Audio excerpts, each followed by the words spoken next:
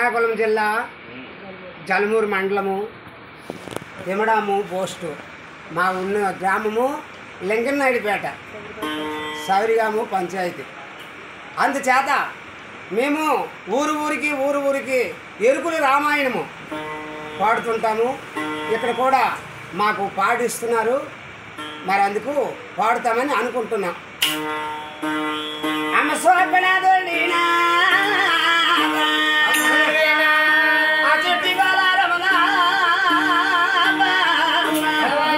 కొన్ని నాడలు పెరిగే